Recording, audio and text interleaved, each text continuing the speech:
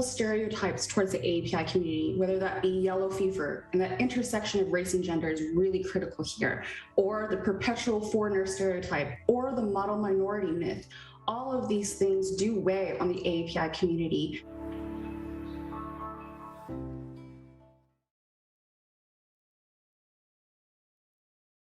Hello, and welcome to Washington Post Live. I am Tracy Jan, race and economics reporter at the Washington Post. Today, we continue our Race in America series with Amanda Nguyen, founder and CEO of the nonprofit civil rights organization RISE. Thank you for joining us. Thanks so much for having me. I want to start with the horrific shooting exactly 1 year ago in Atlanta, which many have described as an inflection point for our community. How do you see what happened, and where are we today? Well, today, Tracy, is a difficult moment for our community. And what I can describe is feeling like my soul is being torn in half. On one side, we see the incredible Asian excellence that's out there. Our sisters winning Olympic medals, our stories finally breaking through in Hollywood with Turning Red. Then you switch the channel and we hear about our sisters being pushed in front of trains, being slaughtered in their own homes. And it feels like a nightmare. What I will say is that there are so many incredible AAPI organizers who are here organizing and not willing to stay silent. We are not your model minority, and we will have our voices heard. Right.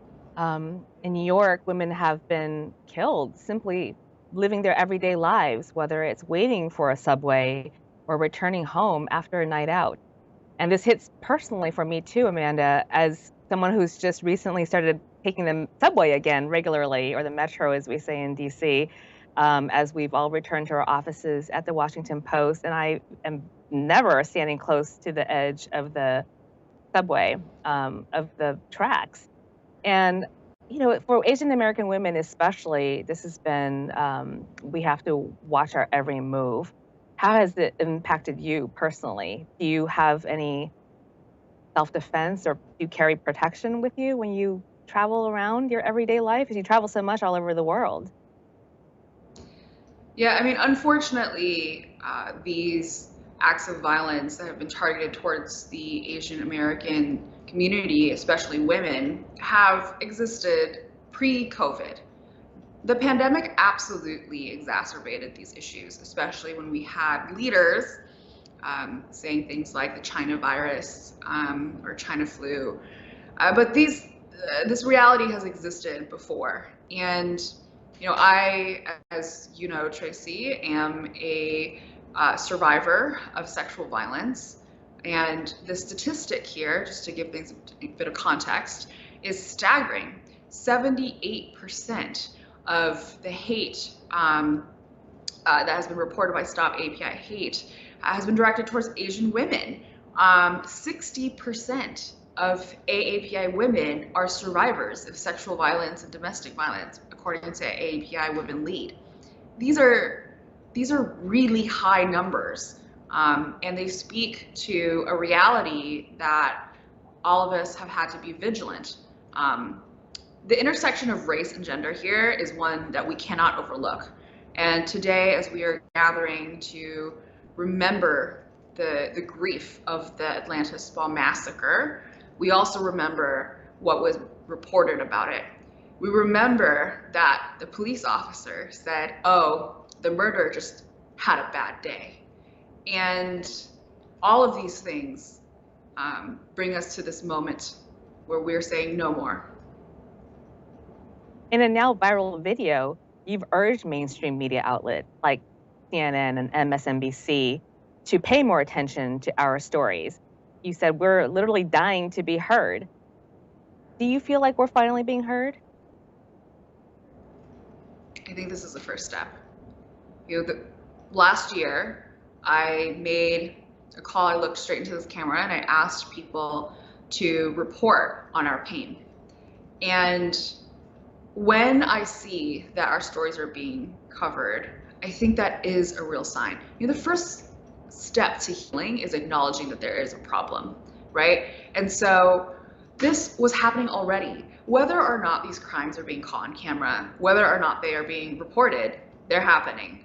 And the fact that it is now a part of news stories in CNN, on MSNBC, we're having this conversation right now, it is indicative that a dialogue is emerging. What types of policy changes would you like to see to further protect our communities? Yeah.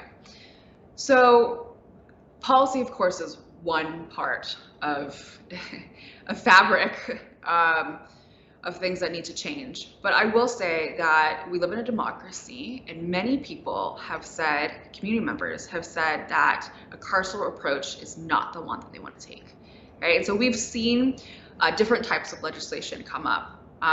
You know, something that I'm working on with my team at RISE is the AAPI Visibility Pledge, which pushes for legislation to pass that mandates AAPI education in schools. We've seen that in Illinois, we've seen that in New Jersey. In California, there are two pieces of legislation that focus on public safety health, on mental health, and these public health perspectives and education focused perspectives, I think, are the way forward. Great. I want to bring it back to us a little more personally again. You know, you're the daughter of Vietnamese refugees. I am the daughter of Taiwanese immigrants. And we've all seen these horrific videos of our elders being struck down in broad daylight as they're walking down the sidewalk in the city. Personally, my parents are in Taiwan right now, and I told them not to return to California. They're safer in Taipei. How has what's happened the last 2 years impacted your family? Yeah, I mean, you know, every time that I hang up the phone, you know, my auntie says, please be careful out there. Today, as we are gathering in Times Square to honor the lives of these women who have been lost and our communities grieving, I've had so many of my friends say, you know, we love you and be safe. I mean, this gathering isn't only about solidarity. It is the site where Michelle Go was murdered. And as we are walking our everyday lives, it has this whiplash dissonant effect where we're trying to, you know, live a life and also at the same time grapple with the tragedies and the circumstances that we're living in. Absolutely. You mentioned earlier the importance of education, and while anti-Asian violence has dramatically increased since COVID, you and we all know that this has begun since we first began immigrating to this country, and yet I never learned about our history in public schools, in private schools, and I know many people don't either. It's not a required part of most curriculums until now.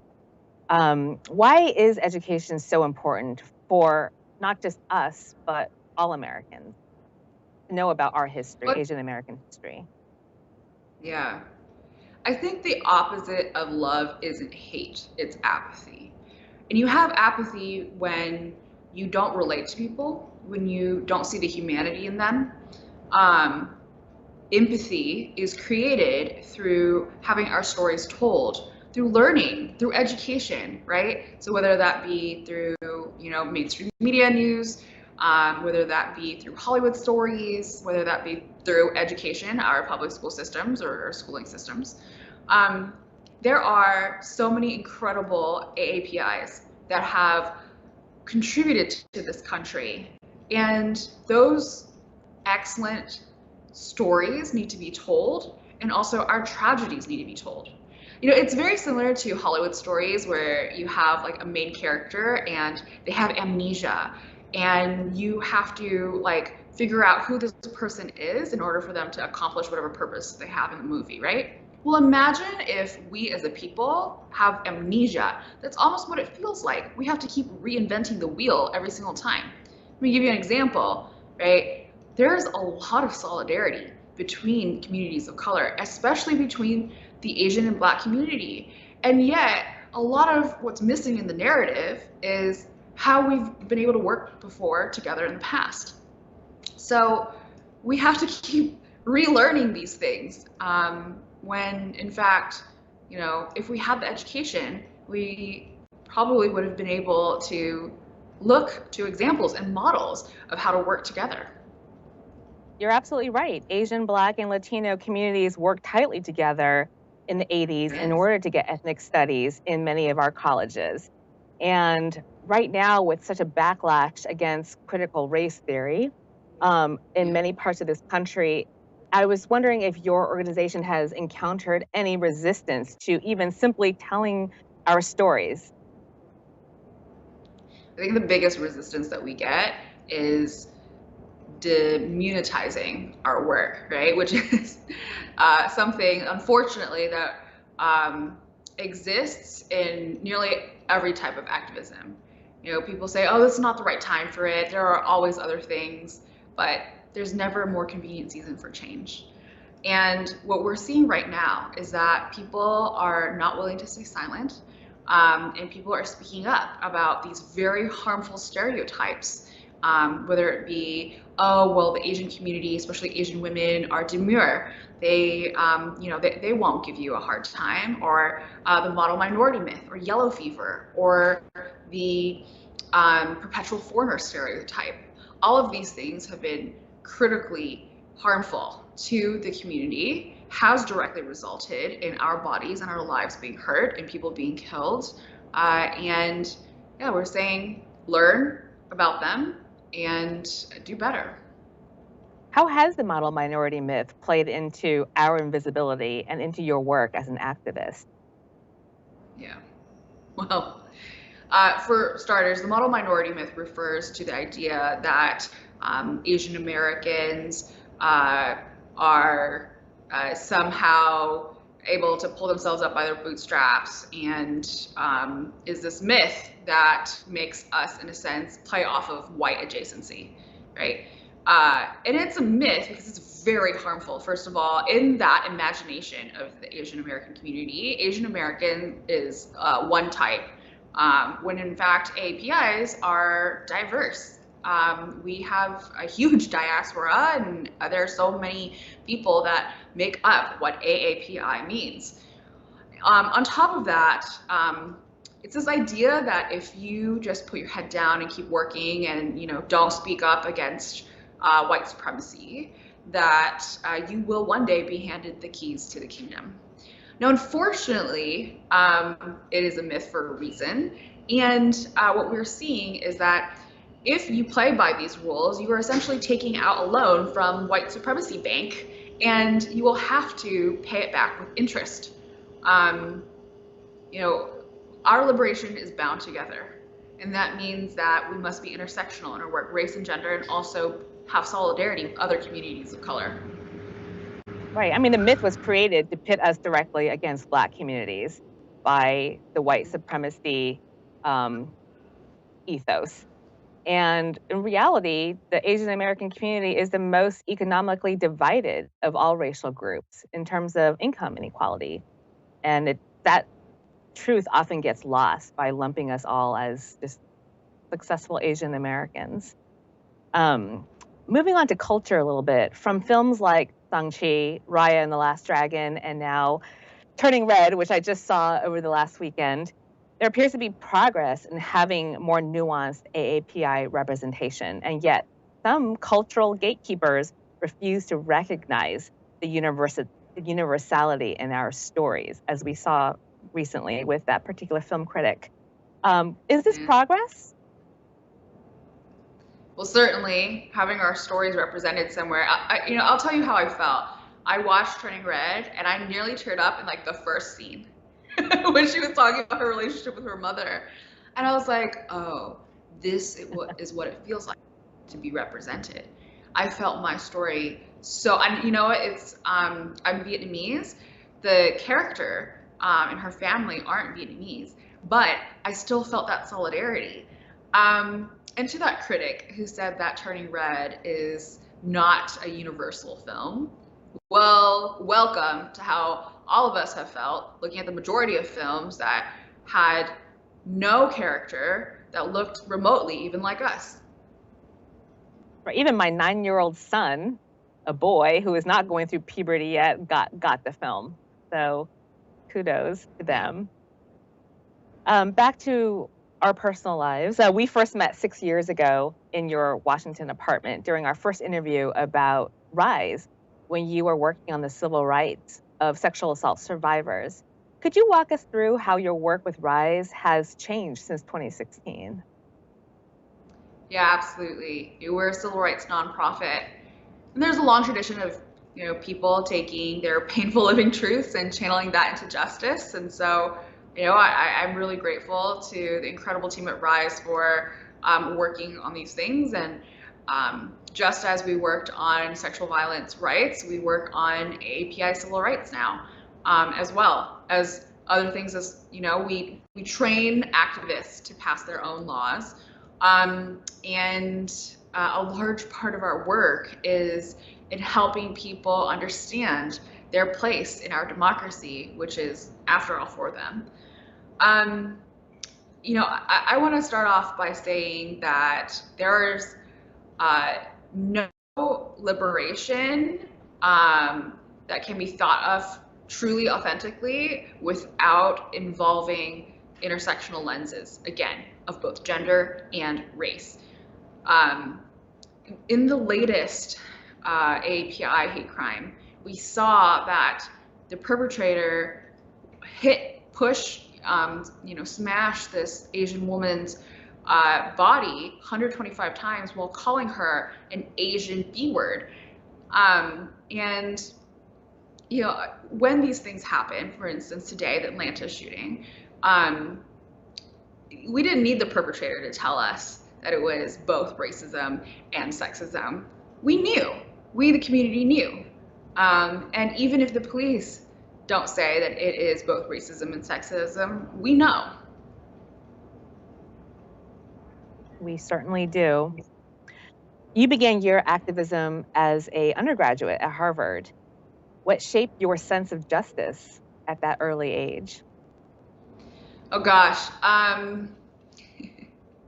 Well, pathological optimism, but also, my parents, as you mentioned, are refugees from Vietnam, and my mother went into death to seek life. And I was taught from a very early age that freedom isn't free, and that they came here for this American dream, this promise of a country that upholds equality under the law. And so if she went through all of that, braving the ocean, then I can use the rights that I was born with by being an American to love my country, which is to push it to that more ever perfect union. So your parents were not the keep your head down, just keep doing your work, stay quiet, and in that quiet way. I did. They, I think there is a generational divide about this. We're definitely seeing it now.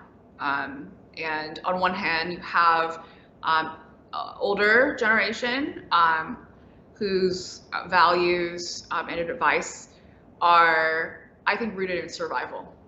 And now we're seeing younger activists, younger Asian Americans saying, you know what? Is it really surviving if we have to swallow all of this pain? And they're standing up and they're saying, we can create the world that we want to live in.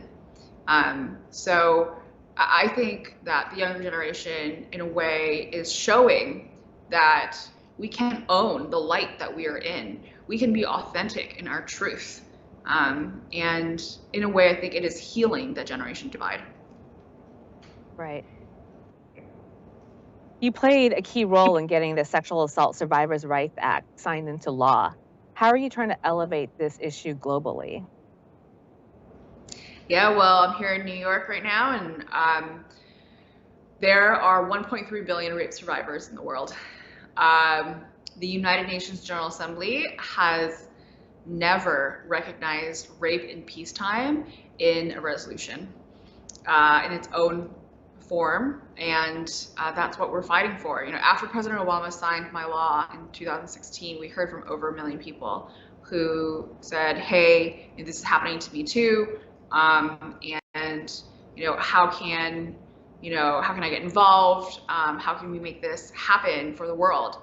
So we're pushing the United Nations right now, in moments of crisis especially. Let's talk about like Ukraine and Russia. We know that the spike of sexual violence happens. It happened during the pandemic. And the most vulnerable amongst us are the ones that have the solutions, because we live the problem every day. And so world leaders need to listen. You know, there are very similar parallels between the fight for gender-based violence and the fight of anti-Asian racism, right? People are responding in this moment of time saying my story matters, and we're not going to stay silent anymore. How has the fetishization of Asian American women and the sexual objectification of Asian American women contributed to what's happening now in our community, to our community? It's direct. It's a direct causation, right? So yellow fever, for instance, the stereotype that refers to when people objectify Asian female bodies, has directly caused the violence that we are seeing towards Asian women. I mean, today, the Atlanta Spa massacre is an example of that. The murderer said that he was trying to get rid of a sexual addiction. And again, even if he didn't say that it was because of racism, he killed 6 of us. So for our Asian sisters, we know, and we aren't going to put up with it anymore. But this intersection is something that we have been, I feel like, screaming into the void about, and people are finally picking it up, right? And they're picking it up because we have these horrific stories of how we are getting murdered. It shouldn't take that.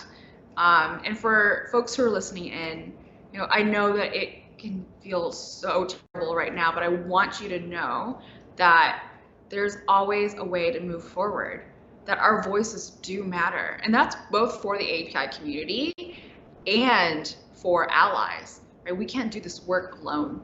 But the good news is that we can shape the world to be how we want it. And that's what we're doing today, gathering and shaping the world.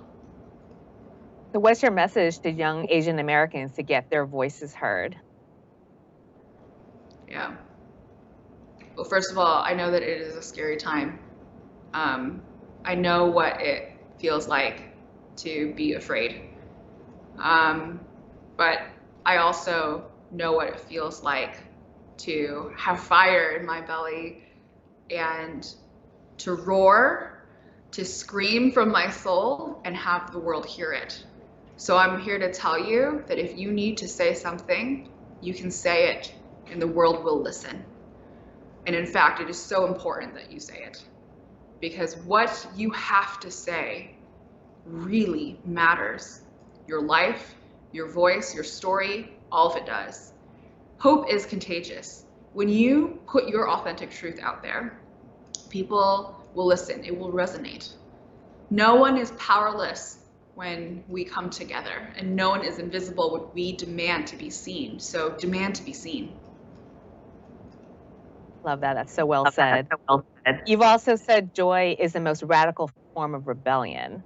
How can that joy you are referring to be better celebrated and covered? Yeah, well, yes, I do think that joy is the most radical form of rebellion. You know, we are living in a world that can often feel like isn't meant for us. And so just be yourself. What greater radical act is there than that? To be free. I think that's the ultimate goal I want.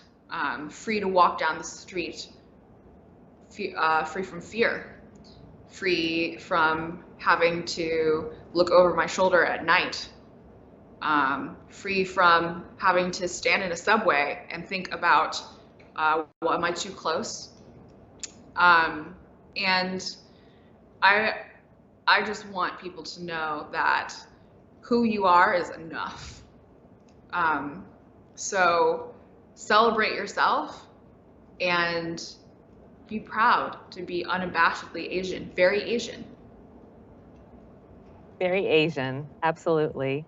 Lastly, you have an incredibly interesting background aside from all of your work as an activist.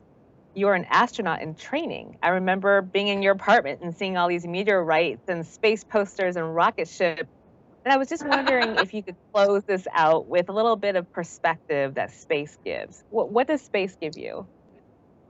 Well, thank you for talking about the joy in my life. Oh gosh, when astronauts go into space for the first time, many of them experience what's called the overview effect. So it's essentially an existential crisis, but they see everything that's ever lived or died on this pale blue dot. It's like an orbital perspective shift. And many of them leave Earth as technical people, but return to Earth as humanitarians, profoundly moved to try to change the world for the better. And I think that during the hard times, this brings me solace. Right? When we look up to the sky and we see all those lights, that photon has traveled millions of years to reach your eye, and we are but a speck of dust, a blink of an eye in the universe, and yet we are able to be cognizant, to feel, to love, and to fight for what we believe in. So I'm going to use my time here to fight for what I believe in and to go to space, because that's what brings me joy. That is so beautiful, Amanda. I am so pleased to have spoken with you today and reconnected in this way. Thank you for all of your thoughts and for joining us today. That's all the time we have for. Thank you. I'm sending you all the love today. And thank you for joining us. I'm Tracy Jan. For more Washington Post Live programs, please go to washingtonpostlive.com and register. Thank you.